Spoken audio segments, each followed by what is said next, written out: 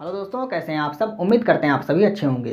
दोस्तों 3 फरवरी की कुमार गौरव सर की करंट अफेयर्स की फुल पति वाली क्लास का कम समय में हम लोग रिवीजन करने वाले हैं। तो वीडियो काफ़ी इंपॉर्टेंट होगा, वीडियो को आप पूरा देखिएगा और अगर आपको वीडियो अच्छी लगे तो इसे अपने दोस्तों तक शेयर जरूर कीजिएगा और वीडियो को लाइक जरूर कीजिएगा। तो आइए आज की वीडियो को स्टार्ट करते हैं। पहला प्रश्न है, भारतीय वायुसेना वायु शक्ति 2024 अभ्यास कहाँ प्रारंभ करेगी। राजस्थान में इस अभ्यास को प्रारंभ किया जाएगा। राजस्थान में यह अभ्यास प्रारंभ किया जाएगा। किसके द्वारा? भारतीय वायुसेना के द्वारा वायु शक्ति 2024 अभ्यास को स्टार्ट किया जाएगा। कहाँ पर? राजस्थान में। राजस्थान में कहाँ पर? तो पोखरण के जैसलमेर स्थान पर इसका आयोजन किया जाएगा। इसमें तेजस, प्रचंड, अस्त्र, आकाश ये मिसाइल भाग लेंगे। तो अस्त्र और आकाश ये क्या है? ये मिसाइल है, ये दोनों भी भाग लेंगी। और तेजस और प्रचंड ये क्या है? तो तेजस है एस लाइट कॉम्बैट एयरक्राफ्ट, यानी कि हल्का लड़ाकू एयरक्राफ्ट है, और ये क्या है? लाइट कॉम्बैट हेलीकॉप्टर, हल्का लड़ाकू हेलीकॉप्टर है। तो दोनों आपको याद रखना है, लाइट कॉम्बैट एयरक्राफ्ट और लाइट कॉम्बैट हेलीकॉप्टर। इसका निर्माण HAL कंपनी द्वारा किया गया है, हिंदुस्तान एरोनॉटिक्स लिमिटेड कंपनी द्वारा इसका निर्माण किया गया है। अस्त्र ये BVR beyond visual range air to air missile है, ये हवा से हवा में मार करने वाली मिसाइल है। और आकाश ये सतह से हवा में मार करने वाली मिसाइल है। तो ये सभी पॉइंट आपको नोट करना है। शुरुआत कब हुई थी? जो वायु शक्ति अभ्यास है इसकी शुरुआत 1954 में इसकी शुरुआत हुई थी। राजस्थान के वर्तमान में मुख्यमंत्री कौन बनाए गए? अभी हाल ही में भजन लाल शर्मा ये वर्तमान में मुख्यमंत्री बनाए गए हैं। प्रारंभ कब होगा? यह जो अभ्यास है 2024 वाला वायु शक्ति 2024 अभ्यास कब स्टार्ट होगा? 17 फरवरी 2024 को इसको स्टार्ट किया जाएगा। कहाँ पर? जैसलमेर में स्टार्ट किया जाएगा। स्ट्रैटेजी के प्रश्न देखिए। समर क्या है? समर भारत का स्वदेशी एयर डिफेंस सिस्टम है, इसमें आकाश मिसाइल का उपयोग किया गया है। डेजर्ट साइक्लोन 2024 अभ्यास, इसका आयोजन भारत और UAE के बीच अभी राजस्थान में भी इसका आयोजन किया गया। तो राजस्थान में ही कौन सा अभ्यास अभी आयोजित किया गया था? डेजर्ट साइक्लोन 2024 अभ्यास का आयोजन किया गया था। नेक्स्ट प्रश्न है, हाल ही में शतरंज का विंबलडन टाटा स्टील मास्टर्स 2024 का विजेता कौन बना है? वेई ई, ये चीन के खिलाड़ी हैं। नाम क्या है? वेई ई।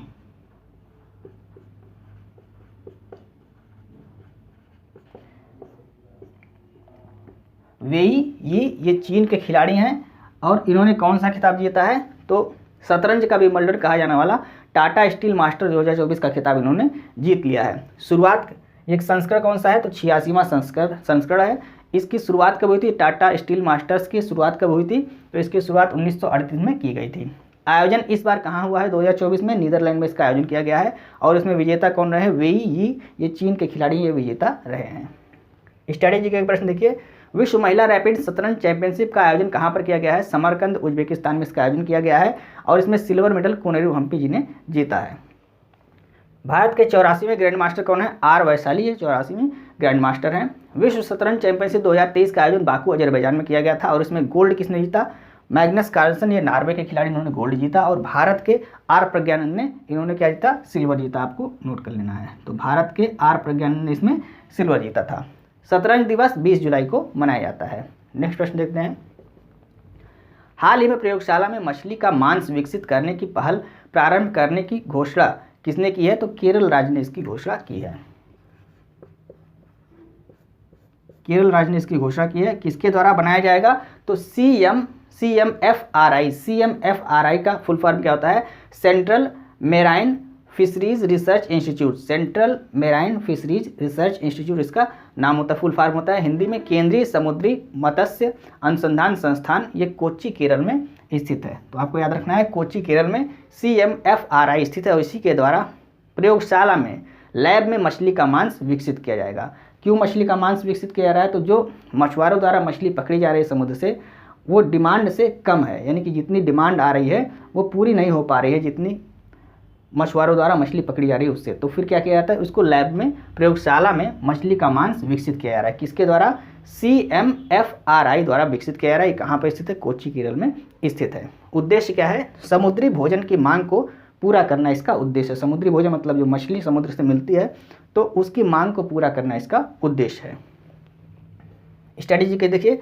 IISR, तो Indian institute of spice research, Indian institute of spice research, इसके द्वारा विकसित की गई हाल ही में काली मिर्च की नई किस्म का नाम क्या है? चंद्रा। ये काली मिर्च का किस्म का नया नाम है। जो चंद्रा क्या है? काली मिर्च की नई किस्म है, आपको याद रखना है। कहाँ पर? कोझिकोड केरल में स्थित है। ये IISR Indian institute of spice research, ये कहाँ पर स्थित है? कोझिकोड केरल में स्थित है, आपको याद रखना है। पीसी कल्चर मछली उत्पादन को कहते हैं। वर्मी कल्चर ये केचुआ उत्पादन को कहते हैं। ऑलिगो कल्चर सब्जी उत्पादन को कहते हैं। इसके अलावा हार्टिकल्चर किसको कहते हैं? बागवानी को कहते हैं। विटीकल्चर अंगूर की खेती को कहते हैं। ये सभी इंपॉर्टेंट है, आपको नोट करना है। अगर आपको वीडियो अच्छी लगे तो वीडियो को लाइक कीजिए, अपने दोस्तों को शेयर कीजिए, और अभी तक आपने चैनल को सब्सक्राइब नहीं किया है तो प्लीज़ आप चैनल को सब्सक्राइब भी कर लीजिए। आइए हम नेक्स्ट प्रश्न को डिस्कस करते हैं। चौथा प्रश्न है, हाल ही में एक भारत श्रेष्ठ भारत पहल के तहत आरोविले अनुभव यात्रा का आयोजन कहाँ पर किया गया है? पुदुचेरी में इसका आयोजन किया गया है।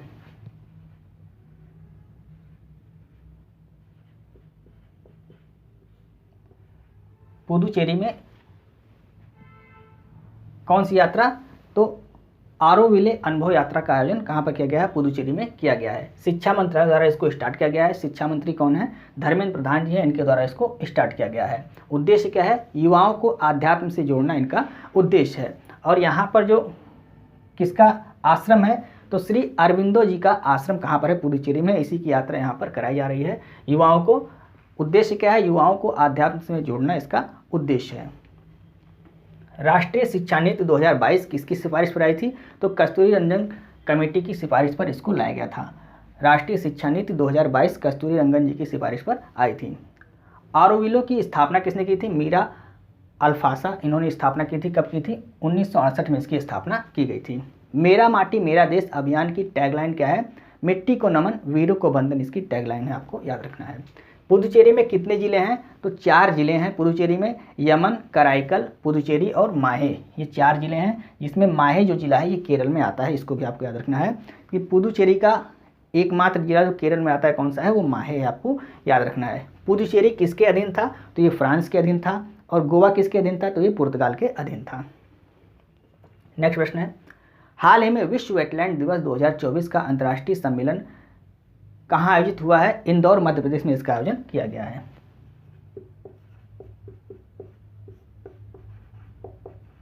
इंदौर मध्य प्रदेश में इसका आयोजन किया गया है। कहाँ पर? इंदौर मध्य प्रदेश में। तो सुरपुर तालाब, ये MP की रामसर साइट है सुरपुर तालाब, यहीं पर इसका आयोजन किया गया। आपको याद रखना है, सुरपुर तालाब में इसका आयोजन किया गया है। विश्व वेटलैंड दिवस 2024 का अंतर्राष्ट्रीय सम्मेलन का आयोजन सुरपुर तालाब यहाँ पर किया गया है।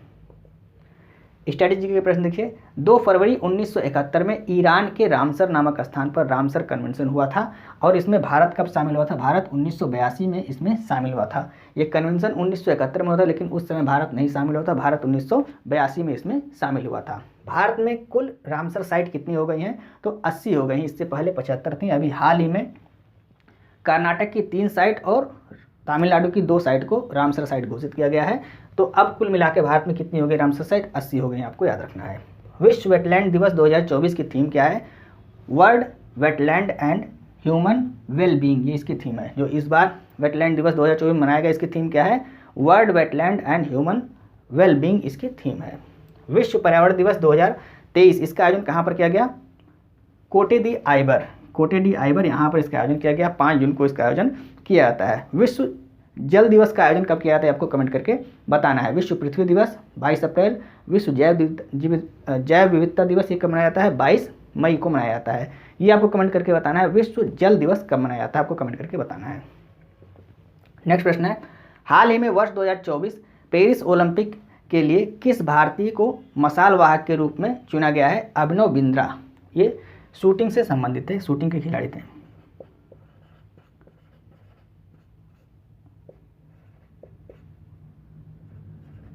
अभिनव बिंद्रा ये शूटिंग के खिलाड़ी हैं। इनको चुना गया है मशाल वाहक के रूप में, इनको चुना गया है। मशाल कहाँ से आती है? मशाल ग्रीस से चलकर जहाँ पर ओलंपिक किया जाता है वहाँ पर आती है। तो इस बार ओलंपिक कहाँ पर होता है? पेरिस फ्रांस में ओलंपिक किया जा रहा है। तो ग्रीस से चलकर मशाल कहाँ पर आएगी? पेरिस में आएगी। तो यहाँ पर जो ग्रीस में कौन गए हैं भारत की तरफ से? अभिनव बिंद्रा यहाँ से मशाल लेके आएंगे भारत की तरफ से, आपको याद रखना है। क्यों ग्रीस से ही मशाल आती है? क्योंकि पहला ओलंपिक जो हुआ था वो कहाँ पर हुआ था? ग्रीस में हुआ था, एथेंस ग्रीस में। कब हुआ था? 1896 में हुआ था पहला ओलंपिक, इसलिए मशाल कहाँ से आती? एथेंस से ही आती है। स्ट्रैटेजी के प्रश्न देखिए, भारत को ओलंपिक में पहला गोल्ड किसने दिलाया? अभिनव बिंद्रा जी ने 2008 ओलंपिक में दिलाया था। शूटिंग में 10 मीटर एयर पिस्टल में इन्होंने भारत को गोल्ड दिलाया था। तो पहला गोल्ड किसने दिलाया? अभिनव बिंद्रा जी ने दिलाया ओलंपिक में, और ओलंपिक में दूसरा गोल्ड नीरज चोपड़ा ने, इससे पहले वाला जो ओलंपिक था टोक्यो ओलंपिक उसमें दिलाया था।